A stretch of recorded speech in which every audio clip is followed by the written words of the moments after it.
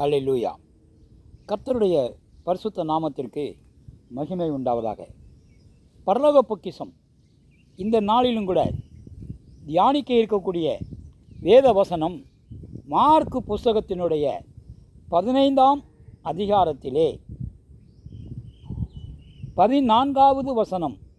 அதற்கு பிலாத்து, ஏன் என்ன பொல்லாப்பு செய்தான் என்றான்.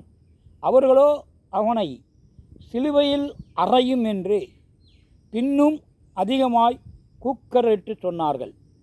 ஆண்டவராகிய இயேசு கிறிஸ்துவை யூதர்கள் சிலுவையிலே அறைய வேண்டுமென்று மறுபடியும் சத்தமிட்டு சொல்லிக் கொண்டிருந்ததனால் பிலாத்து இந்த வசனத்தை நாம் படிக்கும்போது ஏன் என்ன பொல்லாப்பு செய்தான் என்று யூதர்களை பார்த்து கேட்பது ஏதோ சாதாரணமாக கேட்டிருக்க மாட்டான்.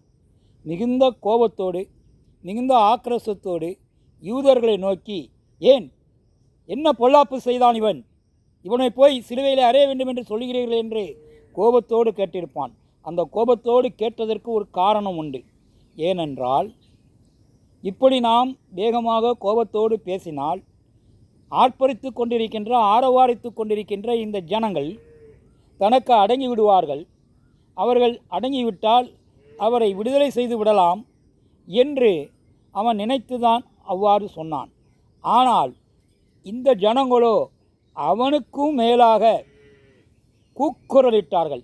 அப்போ கோபத்தோடு சொன்னதினாலே இவன் எங்கே ஆண்டவராகிய இயேசு கிறிஸ்துவை விடுதலை செய்து விடுவார்களோ என்ற எண்ணத்திலே சிலுவையில் அறையும் என்று ஒன்று சேர்ந்து அத்தனை பேரும் கூக்குரலிட்டு சொன்னது பிலாத்துவின் சத்தத்தை விட அதிகமான சத்தம் இவர்களிடமிருந்து கூக்குரலாக வெளிப்பட்டது. ஆக அந்த நேரத்திலும்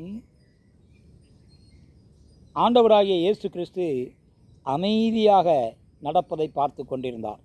அவர் ஏசாயா தீர்க்கதரிசி 53ஆம் அதிகாரத்திலே 7ஆம் வசனத்திலே சொல்லப்பட்டதைப் போல அவர் மிகவும் பொறுமையாக அவர் காத்திருந்தார். அவர் ஒரு பாவமும் செய்யவில்லை, அவர் ஒரு வஞ்சனையும் செய்யவில்லை. ஆனாலும் அமைதியாக இருந்தார்.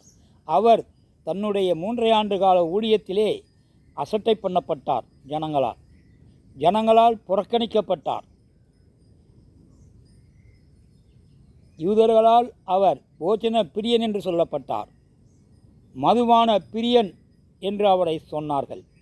இப்படியாக ஆண்டவராகிய இயேசு கிறிஸ்துவை அவருடைய ஊழிய காலத்திலே அவர்கள் என்னவெல்லாம் சொல்ல வேண்டும் என்று நினைத்தார்களோ அத்தனையும் அவர்கள் சொன்னார்கள்.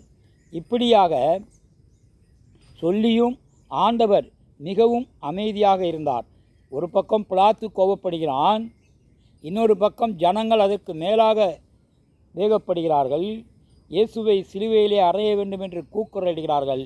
ஆனால் ஆண்டவராகிய இயேசு கிறிஸ்துவோ எப்படி இருந்தார் என்றால் அதைத்தான் 1 பேதுரு புஸ்தகம் 2ஆம் அதிகாரத்திலே 21, 22, 23வது வசனம் சொல்லுகிறது.